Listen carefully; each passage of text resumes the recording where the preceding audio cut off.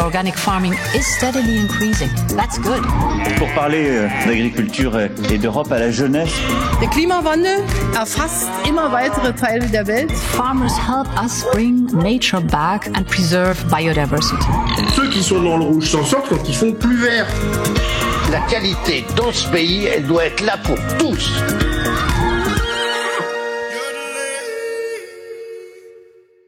J'ai un atelier de céramique créative à la campagne. Je crée des objets design. Mais pour en arriver là, ça a été toute une histoire. Ça a été un retour aux sources. J'ai fait les Beaux-Arts il y a 25 ans. Et après ça, j'ai décroché un bon poste à Barcelone, pas dans les Asturies. Et la réaction de ma famille, quand nous avons dit que nous retournions au village, a été « Vous êtes fous, vous quittez 2 emplois avec de bons salaires pour aller au milieu de nulle part. » Un pari un peu fou, peut-être. Un choix de vie courageux en tout cas, qui va à contre-courant d'une tendance de fond en Espagne, l'exode rural. Alors que Madrid occupe jusqu'au 31 décembre la présidence tournante du Conseil de l'Union européenne, nous avons voulu savoir comment l'exode rural affecte la vie dans les campagnes de la péninsule ibérique. Et surtout, comment les femmes peuvent être le fer de lance d'une inversion de cette tendance. Bienvenue dans ce 30e épisode de Nourrir l'Europe. La voix que vous avez entendue au tout début de ce podcast est celle de Natalia Suárez Álvarez, une artiste céramiste qui a décidé, envers et contre tous, d'implanter son activité à El Valle, un hameau de montagne des Asturies, non loin de la côte atlantique. Originaire de cette région, elle n'a pas hésité à laisser derrière elle une confortable vie citadine à l'autre bout du pays pour renouer avec ses racines. J'ai déménagé à Barcelone où j'ai travaillé pendant 23 ans dans la publicité. Et bien sûr, au fil des années, la nature de mon travail a évolué. Créative au départ, elle est devenue de plus en plus managériale. Plus vous avancez en âge, plus votre rôle au sein de l'agence. En fait, à la fin, ce n'est plus que du management, gérer les relations clients. C'est plus exécutif que créatif. J'avais donc besoin de me remettre à travailler avec mes mains, de me reconnecter à moi-même. Et la céramique était une passion que j'avais gardée de ma formation aux Beaux-Arts.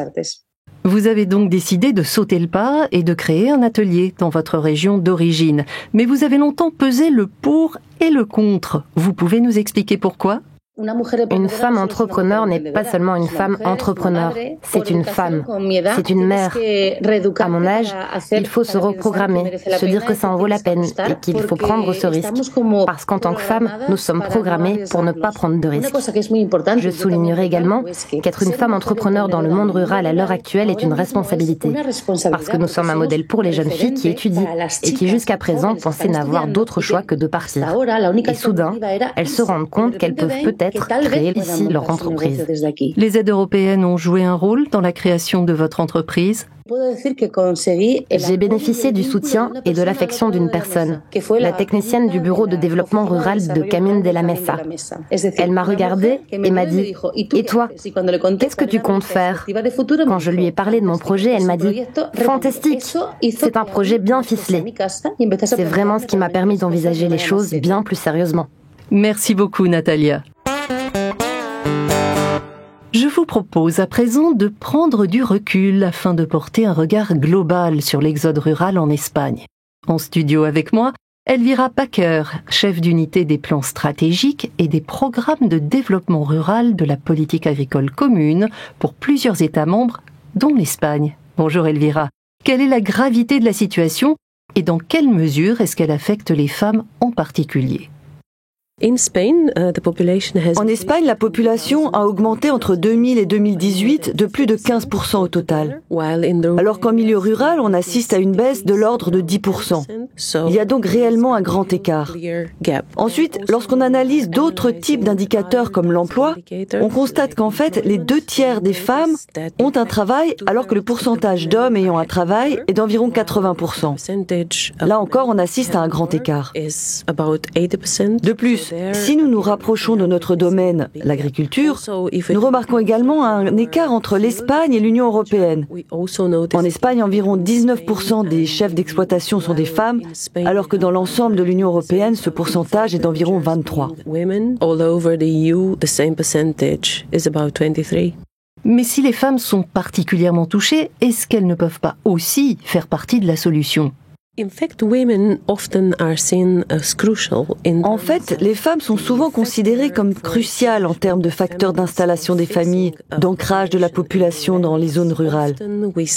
Souvent, on voit que plus de femmes, et certainement plus de jeunes, ont tendance à quitter les zones rurales faute de perspectives, faute d'infrastructures, et de ce fait, on voit s'enclencher une sorte de spirale, une spirale négative.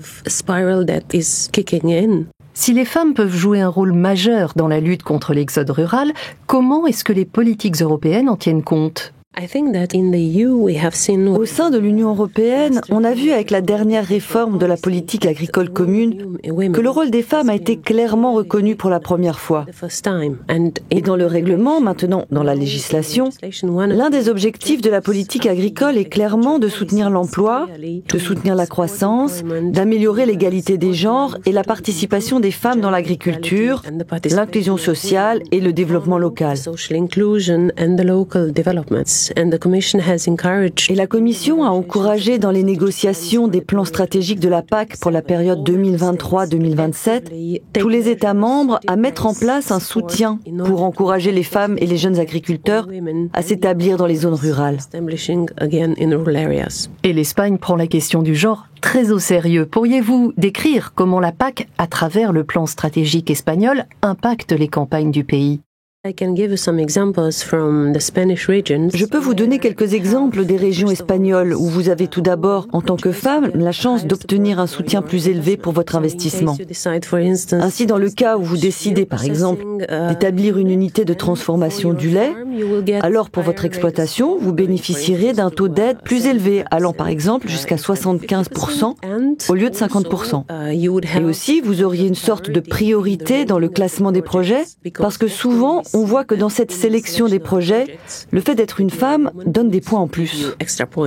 Merci Elvira. Vous restez à mes côtés. Je vous demanderai de réagir aux déclarations de nos autres invités un peu plus tard dans ce podcast. Je vous propose à présent de faire la connaissance de Berta Valgagnon. Après une carrière dans la ville de Palencia, dans la communauté autonome de Castille et Léon, où les touristes s'aventurent rarement, Berta a décidé de reprendre l'exploitation familiale. Aujourd'hui, j'ai 46 ans. Je travaillais dans le secteur de la construction, mais j'avais fait des études d'ingénierie agricole. Quand mon père a pris sa retraite, j'ai décidé de revenir au village pour reprendre la ferme, parce que sinon, c'était encore une ferme vouée à disparaître. Et je me suis dit que j'allais commencer à faire du vin à partir de ces vignes. On verrait bien. Et en fait, le projet m'a prise un peu au dépourvu parce que dès la première année, les vins produits ont été spectaculaires. Votre village aussi est victime de l'exode rural ? C'est mon village, le village où je suis née et où j'ai vécu. C'est un petit village, plutôt un hameau. Il y a 30 habitants à l'année. Quand j'étais petite, nous étions 90 personnes toute l'année et quand le bus arrivait, nous le remplissions. On devait être 25 enfants à bord. Et maintenant, il y en a deux petits-enfants qui montent dans le bus. J'ai cru comprendre que le soutien des fonds européens a été important pour que vous osiez démarrer une activité dans un village en voie d'extinction. Quand vous remontez le fil des procédures administratives qui vous ont permis d'obtenir des aides, qu'est-ce qui pourrait être amélioré ? Avec les subventions, il faut faire très attention à la manière dont on remplit la paperasse. J'ai eu des soucis avec les aides que j'ai demandées à cause de cela.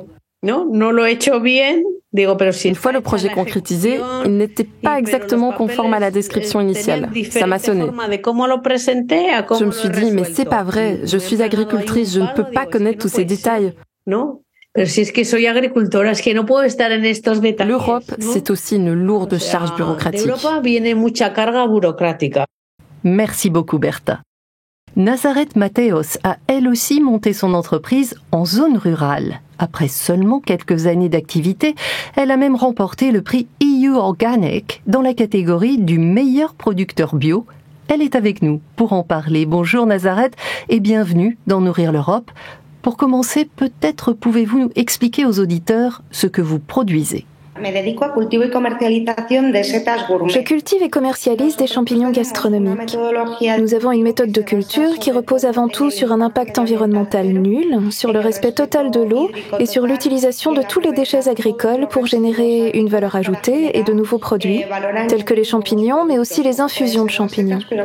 Nous avons 14 variétés de champignons. Nous avons des champignons européens et japonais qui nécessitent des cycles de lumière plus courts et des températures plus froides.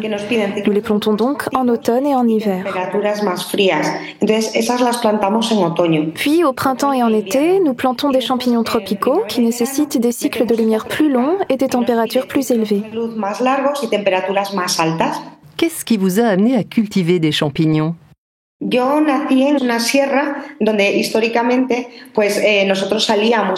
Je suis née dans une chaîne de montagnes où, historiquement, on a coutume d'aller cueillir des champignons. Lorsque j'étais à l'université, je partais tous les week-ends cueillir des champignons dans les montagnes. J'ai fini par obtenir mon diplôme et j'ai décroché un emploi de bureau.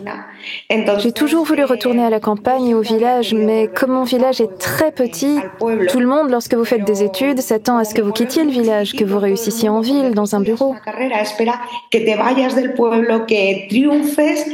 J'ai donc gravi les échelons professionnels jusqu'à ce que je réalise que, oui, j'avais un bon travail, mais je n'étais pas heureuse parce que j'avais laissé mon âme dans mon village, dans mes montagnes. C'est alors que j'ai commencé à élaborer un projet avec ce que je connaissais de l'agriculture, c'est-à-dire les champignons. Dans quelle mesure le fait d'avoir basé votre activité en zone rurale a compliqué le développement de votre entreprise ? La recherche de clients est compliquée parce que vous n'êtes pas dans une grande ville où vous avez tout sur le pas de la porte. Ici, il faut se déplacer beaucoup et passer beaucoup de temps dehors de ses propres locaux pour faire connaître et vendre son produit. Comment est-ce que les programmes d'aide européens vous ont aidé ? Lors de mon installation, j'ai touché l'aide à la première installation agricole qui provient des fonds Leader. Il s'agit de subventions accordées aux jeunes agriculteurs pour qu'ils puissent entrer dans le secteur agricole. Je pense que sans ce type d'aide, il est très difficile d'accéder à une terre si on n'a pas un passé agricole, une famille avec des terres, du fait du prix des terres et des installations. Personnellement, ça m'a beaucoup aidé d'avoir ce soutien européen.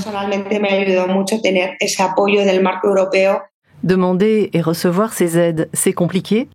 Je pense que nous avons un très gros problème de bureaucratie en matière d'aide. L'Europe le transmet à l'Espagne, l'Espagne le transmet aux communautés autonomes et les communautés autonomes le relaient à leur tour. C'est donc un véritable fouillis. Il y a tellement d'appels à candidature différents, tellement d'institutions qui lancent des appels à candidature que c'est très compliqué de les obtenir. Nazareth, merci beaucoup d'avoir pris le temps de répondre à ces questions. Arrêtons-nous sur ce dernier point, le nombre d'instances à consulter pour demander des aides, et soumettons-le à Elvira Bakker de la Commission européenne que vous avez entendu plus tôt. Elvira, c'est probablement plutôt une question pour les États membres que pour la Commission européenne, mais tout de même, avec votre connaissance des systèmes d'aide en Europe, vous pourrez sûrement répondre, y a-t-il une chance de voir émerger prochainement un système de type guichet unique pour accompagner les demandes d'aide ? En fait, pour en revenir à la façon dont nous avons pensé cette nouvelle PAC pour 2023-2027, nous avons vraiment beaucoup plaidé pour la simplification. Une des simplifications que nous avons souvent vues dans plusieurs États membres à différents niveaux était la suivante: un guichet unique pour les aides dans différents domaines. Vous avez aussi entendu Bertha, viticultrice, mettre le doigt sur un thème récurrent lorsqu'il s'agit de faire une demande d'aide: les formalités administratives extrêmement chronophages et déconnectées de la réalité de son travail qui se passe principalement dans les vignes, pas derrière un ordinateur. Que pouvez-vous lui répondre ? Le grand pas que nous avons fait également lors de la dernière réforme a été de donner aux États membres beaucoup plus de flexibilité et de leur permettre exactement d'adapter les méthodes aux problèmes du terrain. L'un des problèmes que nous avons constatés à maintes reprises était effectivement l'augmentation de la charge bureaucratique. Eh bien, la meilleure façon de la réduire est simplement de permettre aux États membres d'avoir cette proportionnalité en termes de procédures, de méthodologie. Nous sommes tous clairement responsables de l'argent européen qui va être dépensé, mais nous sommes de plus en plus conscients qu'une approche mieux adaptée est nécessaire. Maintenant, il faut qu'elle porte ses fruits sur le terrain car c'est la première année de mise en œuvre des plans stratégiques de la PAC. Elvira, merci beaucoup pour cet éclairage. Ainsi s'achève cet épisode de Nourrir l'Europe consacré à l'exode rural en Espagne et au rôle des femmes dans l'inversion de la tendance. Merci à toutes mes invitées pour leur contribution à ce podcast. Quant à nous, on se retrouve très bientôt pour de nouvelles rencontres avec celles et ceux qui font vivre l'agriculture et nos campagnes et accessoirement remplissent nos frigos. D'ici là, comme d'habitude, pensez à eux en mangeant local et de saison et bien sûr, prenez soin de vous. Organic farming is steadily increasing. That's good. Pour parler d'agriculture et d'Europe à la jeunesse. Der Klimawandel erfasst immer weitere Teile der Welt. Farmers help us bring nature back and preserve biodiversity. Ceux qui sont dans le rouge s'en sortent quand ils font plus vert. La qualité dans ce pays, elle doit être là pour tous.